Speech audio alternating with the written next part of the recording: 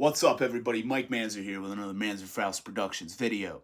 And today, as promised in my last video, I am going to talk about Saturn's core. And this is the third episode of my Getting to Know Your Partner labels. I'm really excited about this one because this is an opportunity to dig into shot on video films, like stuff that, like, in the past, a lot of people would kind of look down upon, like these kind of fringe, low budget, maybe no budget kind of films, shot on like consumer videotape. People don't like the look of them. People don't like, the kind of, acting in them, like all these kind of things. And I get a lot of those, critiques. It's definitely something that can be exploited. There's just as many bad shot on video movies as any other genre, if not more.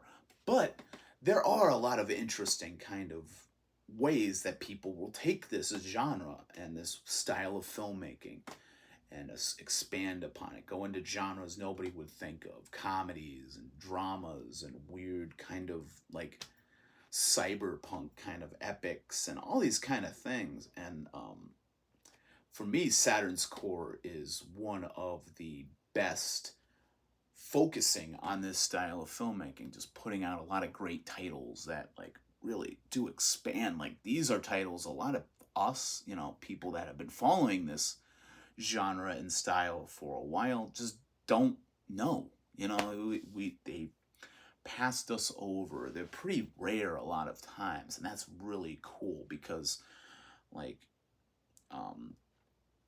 it's just these kind of film movements and scenes and regional kind of like styles that like really just like expands your interest, and you want to find more work from these filmmakers and find out who inspired them and who they inspired, and it just builds up entire new communities to explore and different films to find and everything like that. And what's really great, as a lot of these partner labels are doing, is they stack their special features with a lot of great interviews and like television pieces and like archival kind of information. And they also have great bonus films on these discs. Like, they'll do like a bunch of short films from the director, or they'll have like a full length feature that's maybe a sequel or a related film, maybe made around the same time. And that's just awesome because you really can dig into as much about these filmmakers as possible. Really get this kind of full picture of the kind of culture surrounding the film, the people involved in it, and also, branch off and see other things they've worked on, the people in the films, the actresses and the actors and the crew, the people in charge of the camera, directors and producers, obviously, writers, and, different adaptations, maybe, like, where do these stories come from? And it's really interesting in some of these subjects how they can take such small budgets and make such big productions out of them. What seems like such a big production, how they're able to get, permission from, local towns and everything like that. It's just, there goes so much into these films, sometimes where you would not expect, like some of the work that goes into these. It's only coming from a few people, so they're probably doing a lot more work than you would, with a big mainstream film where you got a lot of backing, you got so many people doing different things, and they're all able to be paid. These are people just doing it for the thrill of it, for the love of it. They don't know if it's going to succeed. A lot of times they're just able to pump it out into the, the local video store, and it will go forgotten. They dig these guys out of like whatever cultural cave they're sitting in, and they're like, I never knew this film would get any attention. And they come off so humbled and honored by it. And I love seeing that because, like, these are an important part of film history, the film culture, and, the low budget, whatever you want to consider them, they are a vital part of the evolution of film. And the expansion of film. You know, a lot of you know, the explosion of in the early '90s of a lot of kind of independent filmmaking. You know, we focus on Tarantino and Rodriguez and all these guys doing a real cheap Kevin Smith, but really these are the forerunners of that style. You know, just get out there, get whatever camera equipment, get whatever people, get whatever props and means and locations you can get and make your movie.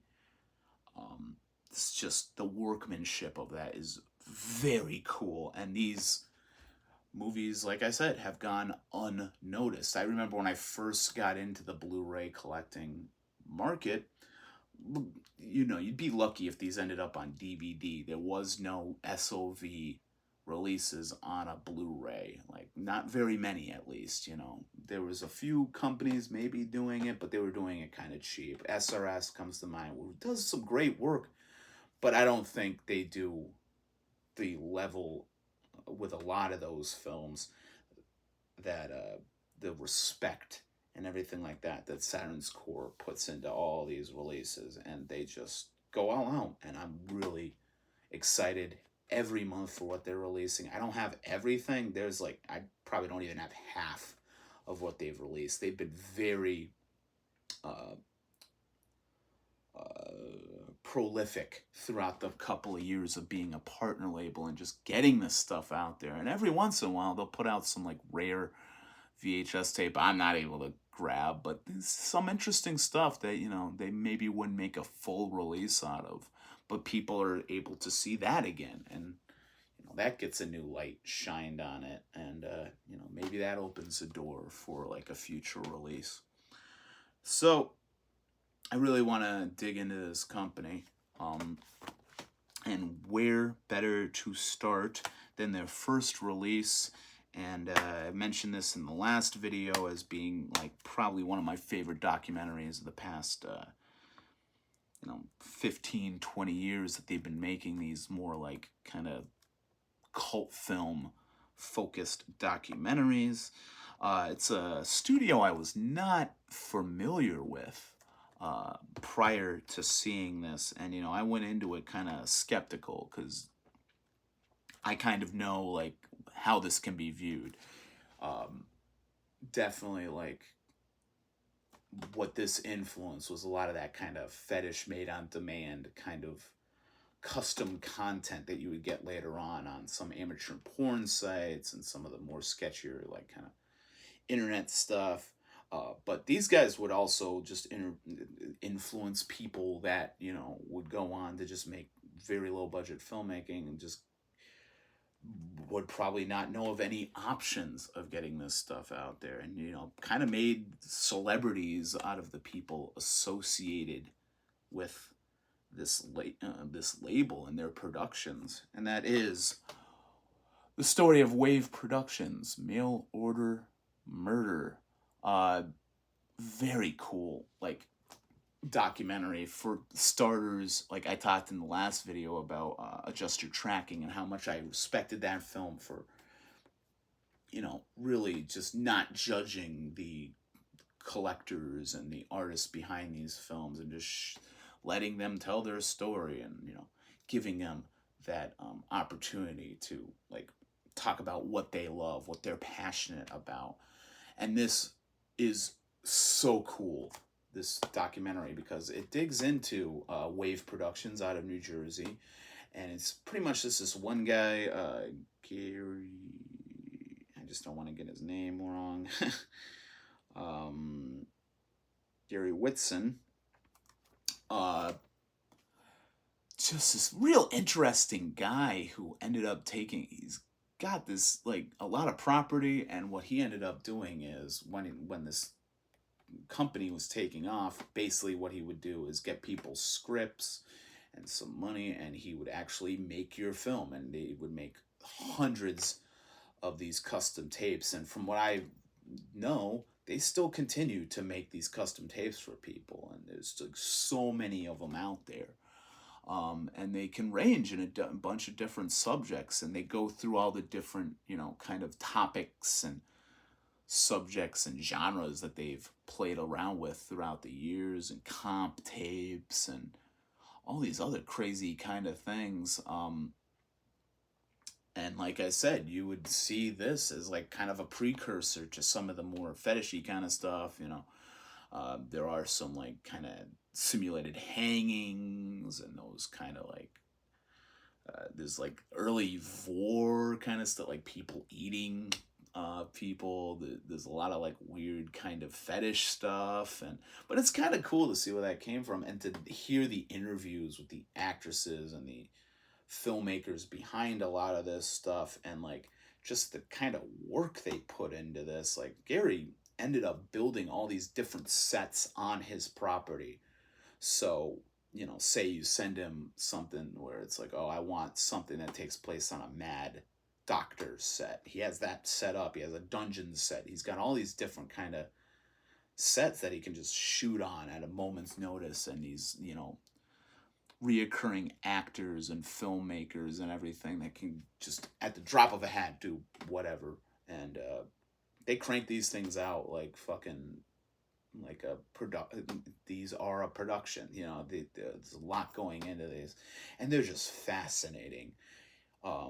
There's a bunch of bonuses. Wave of Terror is a full-length kind of a anthology comprised of 2 early films, and that's like really kind of cool to see. The 2 people behind this, Ross Snyder and William Hellfire, have done work for W.A.V.E. Productions, in particular William Hellfire, who did Duck, which I do not have a copy of, a film I'm definitely very interested in digging into, as controversial and dark a subject matter as it may be.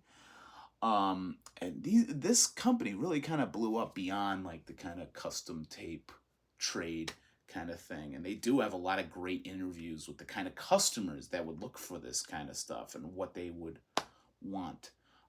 The kind of stories that a lot of the people involved in these films would tell of, like, you see me get killed on camera like 27 different ways and all this kind of stuff. It just, and like the amount of fun that can come out of that. There's like bloopers and all this other silly stuff happening. It's really just fun.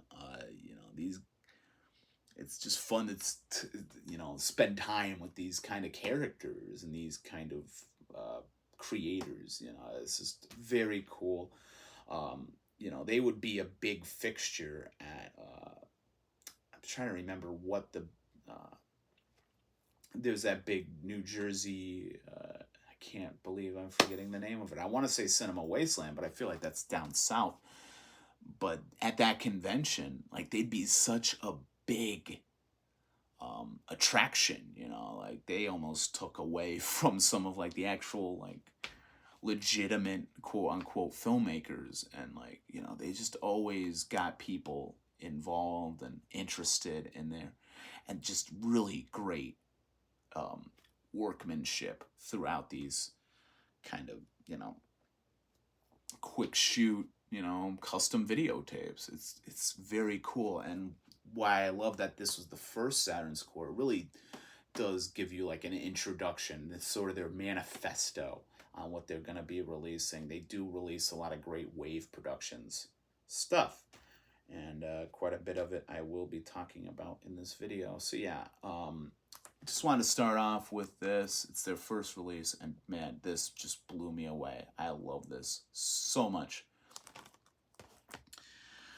So first up, we got their second release, and this is one of the top tier W.A.V.E. Productions videos, and that is Psycho Sisters. Love this slipcover, man. Just totally gets that, shot on video, custom tape vibe to a fucking T. I like how, they have the somewhat more professional looking slipcover, and then you get the original, more of the VHS style cover on the inside. So this is starring uh, Pamela Such and Christine Taylor, who are, big names within this W.A.V.E. Productions kind of scene. Uh, Very fun to watch. They play off each other well. Like their sister, who is played by Tina Kraus, who's another giant name. She's been showing up on YouTube. Very great personality throughout this stuff, and just fun to watch a lot of these actresses play off of each other. And you get a lot of reoccurring actors that you see throughout W.A.V.E. Productions and shot on video kind of films in this. And basically, it's just two girls in revenge of their sister getting murdered, just torturing guys and recruiting, kind of getting them to come to their house so they can torture and kill them, and just like kind of having fun with it. It's not really like a Miss 45 kind of thing. There is a bit of a rape of revenge kind of vibe to it, but it's played very tongue in cheek, and they're having fun torturing these guys. It's very entertaining. It's playful. I had a lot of fun with it. There's like these cool little like news room kind of scenes too that play out throughout. Those are fun. They're very aware of what they're doing. Um, yeah, I had a lot of fun with Psycho Sisters. Not a lot to really say about it, but if you love that kind of 90s, just kind of over the top kind of thing, just this is, you can't miss this. This is just such a blast. And next up, man, this is where it really comes into fruition for me for these shot on video films. Because, man, like I was saying before, how a lot of these are just seen as schlock and low budget kind of exploitation pieces and stuff. There are some of these that just will blow you away. Like these are just as good as any, big time Oscar nominated, like, art films or whatever, like if not better. Because, there's a lot of heart to this. Like I said, a lot of these involve guys just going out there, taking the people that they have and whatever equipment and like production locations they have at their disposal, and just making really interesting art out of it. And this is just a movie that can rip your fucking heart out. It's bleak. It takes a genre that you feel like should be run into the ground beyond recognition by this point, and really just does something that nobody else was able to do with it. And like I said, on such a low budget, you cannot understate how fucking great Shatter Dead is. And this is probably my either first or second favorite release from Saturn's core. It goes back and forth between this and the newest one I'm going to talk about.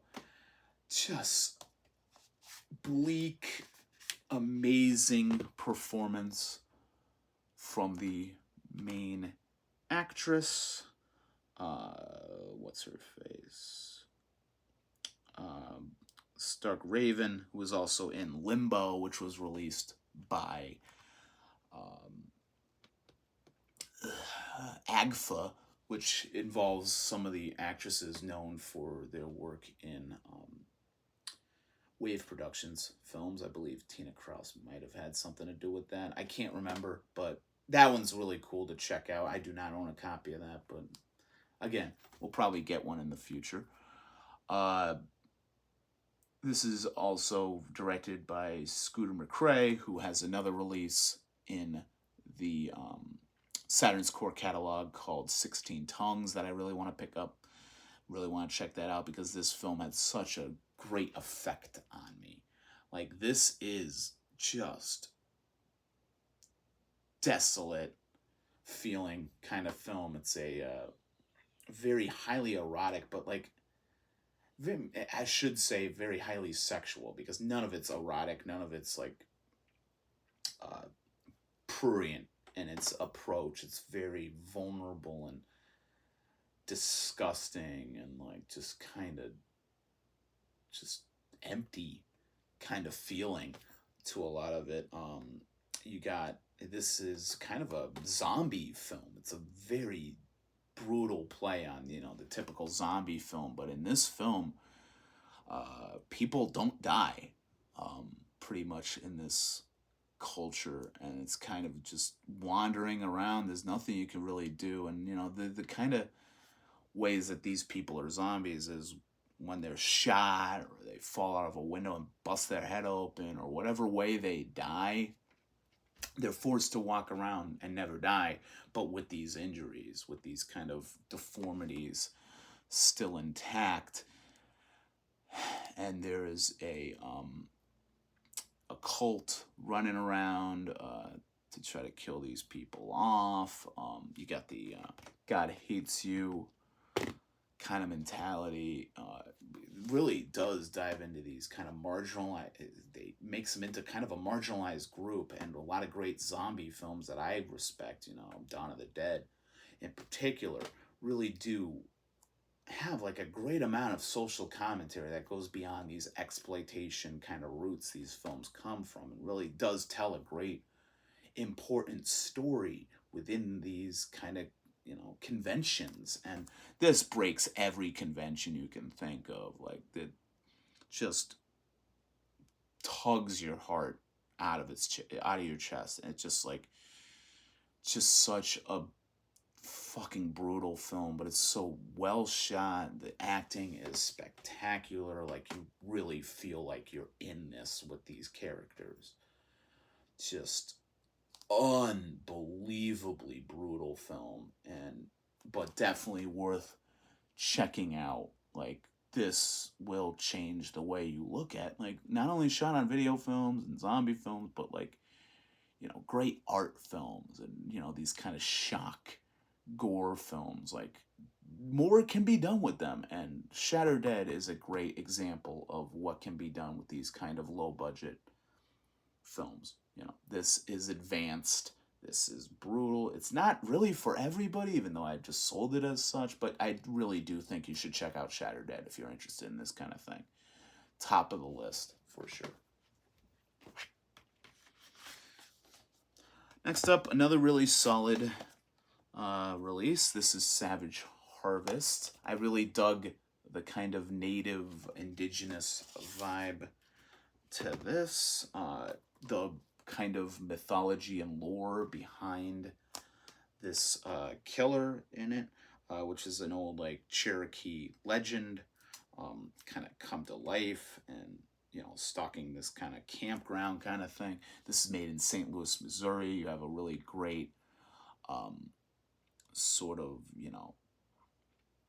regional aspect to it. They really use the locations beautifully in this. Like, even though it's shot on video, there are some landscapes and location shootings that are just fucking gorgeous. Like, this is so cool if you love like backwoods, waterfalls, and just the gorgeous locations throughout this. Yeah, the pacing's pretty good. I've would imagine there's some complaints with some of the pacing. They really go long with the lore at the beginning, but I really respect that. Like, it really does give you all the information you need to know what is this what is this killer, and what is its roots, where does this legend come from, and has a lot of respect for that, which is very cool. I just really had a lot of fun with this. You got a couple of really good like archival features, focused on the kind of promotion around this film. You got some music videos from Eric Stanzi, the director, and he's done a few other titles. I can't remember off the top of my head which other ones he worked on, but he's pretty prevalent in this SOV, and from what I've seen, he is very talented at what he does, and everybody involved in this did a really great job. The story is amazing. The kills are really great, very well shot kills. Um, yeah, set pieces are just great. Yeah, just awesome. Savage Harvest, just a really solid kind of slasher, um, but with a lot of great like indigenous lore behind it. So next up, we got a double feature from Charles Pinion, and I knew Charles Pinion through one of his earlier films. What was it called? Twisted Illusions, I think, which used to be up on YouTube. It's not there anymore. But this is Red Spirit Lake and W.A.V.E, and these are just ruthless, like just don't give a fuck kind of movies. The one I really prefer is W.A.V.E.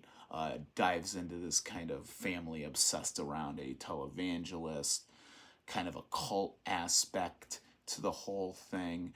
And I like these kind of films that really like just skewer these like religious fanatics, you know, like, and this really does a great job of like how depraved this family has become with their obsession around this kind of cult they're a part of, and this televangelist. Just like really insane film. Like, it's shot sleazy as can be. Like, it's dark and gross and slimy. It's definitely a film you need to shower after watching, because man, this will crawl on you. Like, it's just a ruthless film. And I really like Red Spirit Lake as well. Just like, typical kind of shot on video acting. They're not, professionals by any stretch of the imagination, but they do a pretty good job for what it is. We got a nice booklet, which is set up like an old like video fan zine. And it really does give you a lot of great input into the history of these kind of shot on video films and Charles Pinion. Information on his other films as well. Very cool. And he also had, I believe he was also part of a fanzine of his own. So, yeah, I really like this release. A lot of great special features as well, little shorts. They have the same kind of dark nihilist vibe that the full films have on this. So, yeah, very cool. Very cool. Very cool. So yeah, that's Red Spirit Lake and We Await from Charles Pinion.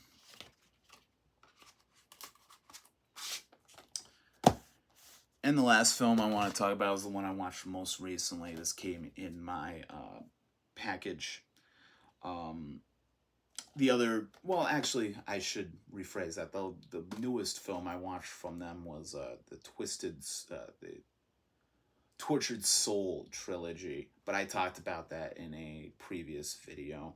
And I like to keep these getting to know your partner labels to 6 releases.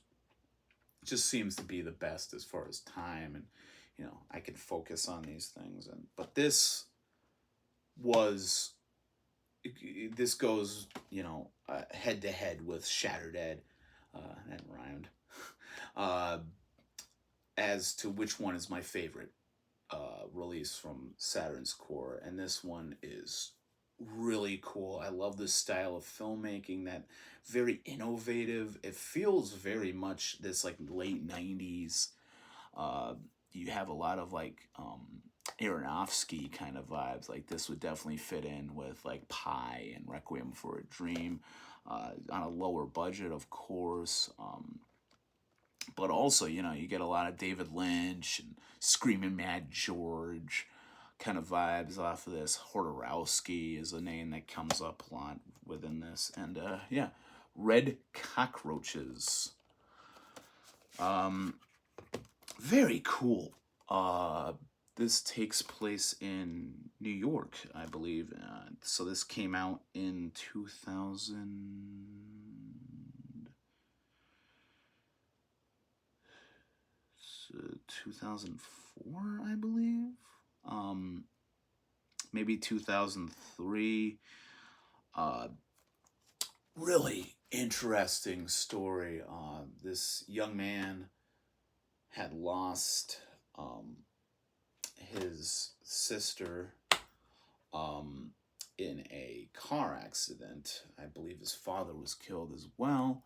And as he's going to visit he has this woman that keeps showing up at his apartment, wanting to buy the apartment. She claims to be from France and uses this very put on kind of French accent. And, uh, he feels this kind of connection to her that he doesn't quite understand. And when he goes to visit his mother, um, it is discovered that she is actually the sister they thought was long dead, and she's kind of had her. I guess she was in a coma for a ridiculous long amount of time. So just she kind of grew up without actually growing up. She grew up physically, but never got to learn all these different kind of morals. So she's very childlike in a way, and these kind of questions throughout this film of who is who and what people's kind of like intentions are, all these different kind of uh, kind of body horror kind of elements as well. There is a weird like incestuous abuse angle to this because apparently she was taken advantage of by her brother, and she ends up staying with him, and she's still got that childlike kind of mentality to her. She doesn't understand sex because she learned it very very abusive grooming kind of style. So there is a lot of like uncomfortability with this film, much like Shatter Dead, but in a different way. Like this is definitely like this movie, like I said, crawls on you. Like this is definitely a shower worthy film. It will stick with you, but the way it's shot is so cool. Different formats, and uses like news events very well, and these kind of like like weird kind of thing. Like it goes off in so many different directions. It's just very cool, and again, that spirit of independent filmmaking runs throughout this. This was made uh, with like $2,000 on a Canon GL1. Cuban visionary Cuban-born director Miguel Coyula, um, who did a few other films. It has a few of his like more shorts on here that he made as a student. He uses New York fantastic in this. Very jarring cinematography. Uh, does have a bit of that like kind of Tarantino play with timelines, and definitely a lot of that dreamlike aesthetic of like a David Lynch style kind of thing. You do have that Aronofsky um, style to it as well. I definitely get Requiem for a Dream vibes off of this. That late 90s, like independent reemergence. You had the boom in the early 90s, and then that kind of got caught up with a lot of like Tarantino exploitation kind of stuff, people trying to capitalize on different Tarantino and Linkletter and Kevin Smith type of films.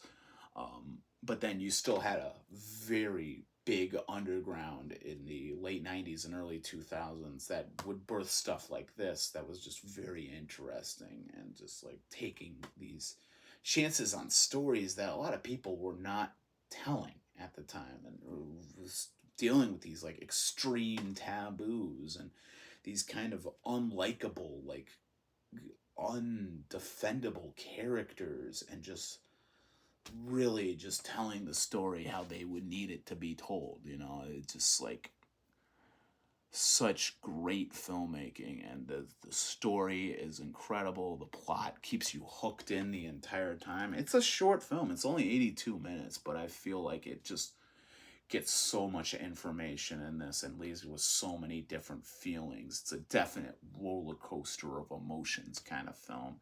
And the ending is just, oh, just kills you. And definitely still does leave open a shit ton of questions as well. So, it's just insane what this movie was able to do. And like I've said with a lot of these, just really goes to show what a lot of heart and a lot of passion and a lot of vision can do to these very low budget, kind of fly by night kind of productions, just very cool stuff. And yeah, that's why I think, like, really out of all these partner labels, like Saturn's Core really does rise to the top for me. It's one of those I just really love collecting. I think they're just doing amazing work. And so hats off to them for sure. I'm going to put a link to their Vinegar Syndrome OCN page on it down in the description. I'm also going to put their actual website, because they do have a lot of stuff they don't sell through Vinegar Syndrome on their website, and it's really cool to check that out. There's tons of really great interviews on YouTube you can dig up. I believe the main guy behind it was on Disconnected a few times, and it's always a channel that deserves your patronage. So yeah, dig into this company. If you dig shot on video, and if you have an open mind about a lot of these kind of things, definitely get into Saturn's Core.